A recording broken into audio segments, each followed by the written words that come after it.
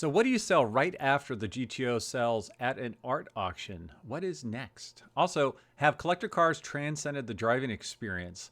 And who are a few of the noted GTO owners? And lastly, how can you join me on this incredible journey as the GTO sells for a world record price? So I will answer all these questions and more on this episode of the Collector Car Podcast, Appreciating Collector Cars as Artwork.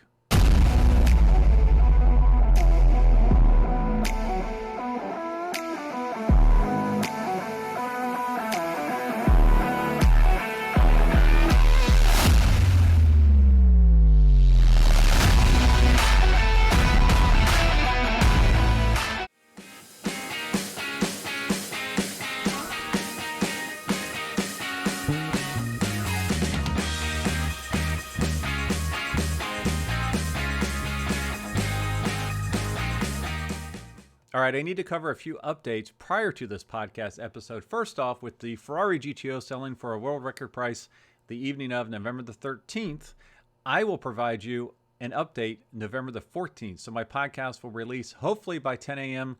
on the 14th, not the normal Thursday. Now, I will still have the regular Thursday podcast coming up. So there will be two that week, just as a heads up. Hopefully I'll have it posted by 10 a.m. and I will share with you everything I can possibly share that is not private. Next, the GTO book has arrived. If you're watching online, I'm holding up this GTO book. This is from Sotheby's, a nice hardbound book that was given out to potential bidders. I will review that on one of my GTO shorts here coming up shortly. Also, I will have GTO specific shorts launching November the 1st through the actual auction. Be sure to catch the 2 or 3 right after the auction, because those will be some fun ones that I wanted to save until afterwards.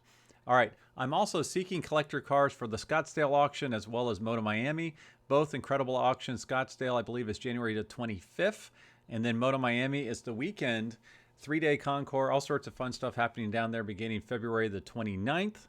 And I want your stories. I want to know if you have any barn find stories, some more original owner stories, or if you have hidden treasure stories. So this is where you know there's this amazing car or amazing collection and you like to share it. Now, these can be anonymous. You don't have to tell me who owns the car. You don't have to tell me the state, but I will require pictures. So if you do know of a cool barn find, maybe it's never going to be for sale, but it would be fun to see it and fun to share it, especially if it has a cool story. So if you have something fun you would like to share, shoot me a note, Greg at thecollectorcarpodcast.com or GStanley at rmsotheby's.com. And where will I be soon? Well, you can join me in New York.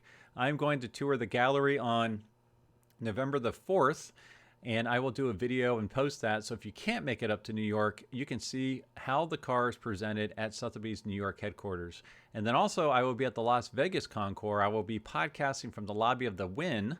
Podcasting will occur Sunday, the 12th from about 10 a.m. till 12 noon.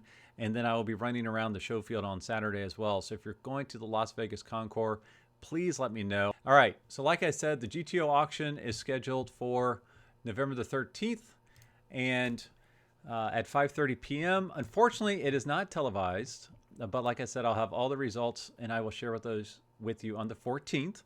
Now, if you're planning on visiting the GTO in person, just as a heads up, from November the 2nd until November the 12th, the gallery is open from 10 a.m. until 5 p.m., except for Sundays when it's open from 1 p.m. until 5 p.m.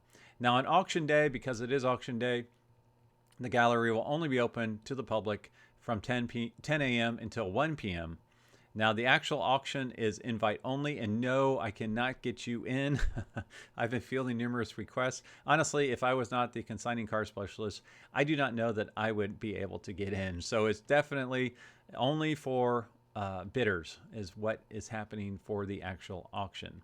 Now, next week, I will do another GTO episode, and this one I will review every interesting printed word about the Ferrari GTO sale, including what they got wrong. Because I've noticed quite a few of these articles are not getting all the information just right, including the Wall Street Journal, which surprised me. So just for fun, I will review some of the fun things that were mentioned about this sale in a lot of the different articles. And after I do the auction recap on November the 14th, I will review the cars coming to Sotheby's Formula One auction in Las Vegas, which is really cool because we have Lewis Hamilton's Mercedes AMG Petronas F1 car, along with some other really cool and incredible cars. And then after that, I will review I'll update my Porsche market trends, and I will review the Porsches, all the white Porsches coming to the white collection. Now, this is December 1st and the 2nd in Texas, in the Houston area. So some incredible cars there. And I figure that's a good time to update a lot of the Porsche market trends that I know all of you love. And finally, the New York auction, which includes the Wolf of Wall Street Lamborghini Countach. So a lot of fun stuff happening in the auction world through the rest of the year. And that does not even include the auctions that are occurring overseas. Now for this episode, a wise man once said, "You can't drive a Picasso." I thought that was hilarious because artwork is so expensive, and yet you can't drive a painting. You can enjoy a car and still appreciate it for the work of art that it is.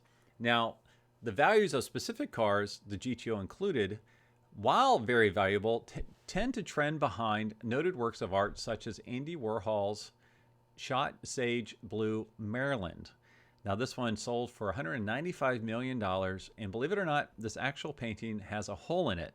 Now, it all comes down to the story, and this one is a good story. There were 5 of these paintings made by Warhol, 5 different colors, and a woman walked into the gallery and shot 4 of them, shot the painting in Maryland's forehead, 4 of them, and this is the one that was repaired. But still, $195 million for a painting. Now, the world record is actually for a very old Da Vinci painting, Salvator Mundi, circa 1500. That sold for $450 million. So it's just really insane to see the prices that paintings bring nowadays. And when you look at these incredible cars, yes, they're incredibly expensive, $60 million, $70 million. It's just insane. But when you compare them to artwork, it seems like there's still more runway. A recent article from Financial Review caught my eye as it related to cars and art. The title of this article is "Why This Rare Ferrari is Considered a True Work of Art. It could fetch $100 million or more at auction in New York next month." And no, we're not talking about car auctions here.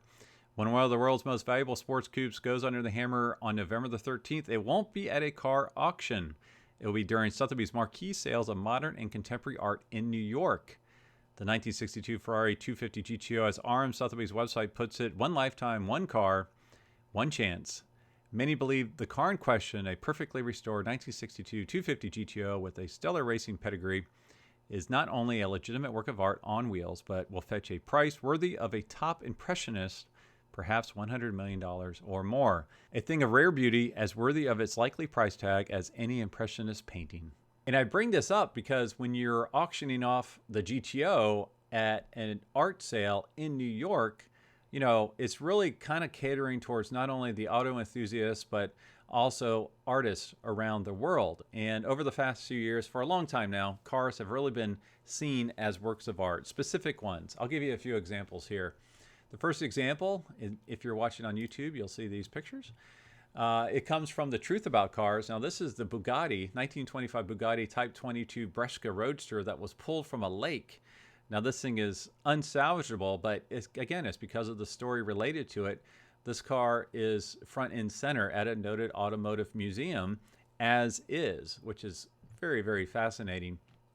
Another example would be, speaking of Andy Warhol, Andy Warhol did a painting of a Mercedes Gullwing years and years ago. So in this instance, the car, which is a work of art, is also the subject of a work of art. And RM Sotheby's recently sold that car through Sotheby Sealed. I don't know the price and I don't know where it went, but it's my understanding it went to a Warhol collector who wanted the car from the actual painting. Now, I did approach this to one of my clients who has an incredible museum that includes artwork, and I said this would be gorgeous.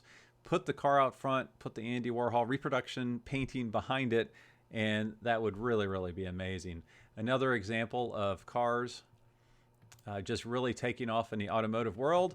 You can listen to my interview, Rolling Sculpture, with Ken Gross a few months ago, and that's where there were some streamlined Art Deco cars on display at the Vero Beach Museum of Art. And these were just incredible, incredible cars that were works of art. And they were shared in a museum, and the gallery presentation was just absolutely unbelievable. And then as you see collections around the world, specifically some museums and some big collections, they're really displayed in such a way that really focuses on automobiles as artwork. And so This particular one I'm showing right now is a Nethercut collection. I believe it's in California. I've never been there myself. I would love to go. And then also the Mullins Museum with all their Bugattis, just absolutely stunning the way they're presented. And then Aldrain. Aldrain is much smaller, but all these cars are presented in an absolute wonderful environment. Beautiful, beautiful cars. So it's very interesting to see how more and more cars are being seen as works of art, and they're commanding the prices of like works of art. So the whole point of this podcast is I wanted to share what is going to sell after the GTO sells. So it starts selling at 5:30 Monday the 13th. It'll probably take about 20 minutes to sell it. I won't go through every lot here, but Sotheby's is having their New York sales that same night. And it's really cool on their website. If you pull it up, it goes over what's happening every day. And all of the pictures are of paintings except for the GTO, the 1962 GTO. And so I pulled up, and I'll pull up a few of the more noted artists that maybe you'll recognize, and along with the prices for these paintings, which is truly incredible. All right, the first one I'm pulling up, let's see, is, this is interesting, Bothus. I do not know that artist. It's called La Patience. That is the name of the painting. It looks like a woman that's about to pass out. Very muted earth tones, and she's leaning over onto an old table. And I can't tell if she's reading something on the desk or if she's about to pass out. Estimate on this one is $12 to $18 million. You heard that right. The next one I'll share is from Gerard Richter. Now this one estimate is $25 to $35 million. I'm not even going to try to tell you how to pronounce it, but it looks like a lot of red and black and dark blue paint swatches across canvas. It's very striking for sure. The big one I would recognize from all the museums from growing up, Claude Monet. The estimate on this one is $30 to $40 million. And now most of these are coming from private collections, which is really amazing. Next one is Jean-Michel Basquiat, and I did look that up. That is pronounced pretty accurately. This one's really crazy. It's just a dark black figure with African themes, as well as a dark green background and some creepily drawn hands around it. So the estimate on this one is $40 to $60 million. Now, what I found pretty interesting, and I'd love to find out the price of it, is there is a Pablo Picasso, one that's on offer, composition of guitar, and the estimate is price upon request, which is very interesting considering, they'll put out the estimate of $40 to $60 million. So makes me think that this one is probably a lot more than $60 million, or else it would be on the website. So really, really interesting. Those are some of the lots that are selling after the GTO sells. So I'm going to stick around and see what some of those go for. And I will be sure to share the Picasso sales price if it is public knowledge. All right, next on the podcast, I wanted to cover some of the more notable collectors of Ferrari GTOs. It is a very small club. There are some fun things you can do as a GTO owner, some cool rallies and such, as you can only imagine. You can show the cars anywhere you want in the world. But I thought I'd share a few of these, which are pretty notable. The first one would be David McNeil. Now, he's the founder of WeatherTech, those wonderful floor mats and a lot of other things that I have in my cars, actually. He famously bought a 250 GTO a few years ago for a reported price of $70 million in a private sale. It's my understanding David Gooding of Gooding and Company Auction Houses was the one that facilitated the sale. It's a gorgeous car. Now, I've also heard it sold for more like $65 to $67 million. Doesn't matter. That's a lot of money for sure. Beautiful car. And he does take this one out quite a bit. It's my understanding it will be the showpiece car for the FCA annual experience next year in the Chicago area. He also has an incredible 250 GT Berlinetta short wheelbase car that I was fortunate enough to judge at the annual experience this last year up in Bend, Oregon. Just absolutely stunning car. All right, the next owner of note is Nick Mason from the band Pink Floyd, the drummer, obviously. He's owned this car for such a long time. And let's see, pretty interesting note here. Now, this is from classiccars.com. Nick Mason is well known in the music industry to be the famous drummer of Pink Floyd, this music band that sold 250 million copies around the world and influenced many other musicians. He is to one of the lucky 39 car passionates that owns a 1962 Ferrari 250 GTO, the most expensive Ferrari of all time. Now, when he bought this car, let's see, Nick bought his Ferrari in 1977 for £37,000 using the money coming from the release of the Dark Side of the Moon album. People were telling him that he was crazy spending this fortune for a car. In 2010, Nick turned down a $30 million offer for the car. So he still has it. Whenever that car comes up for sale, if it's sold publicly, it'll be very interesting to see what that one sells for because he's such a famous guy. All right, next. Let's see. We have, this is from sharpmagazine.com.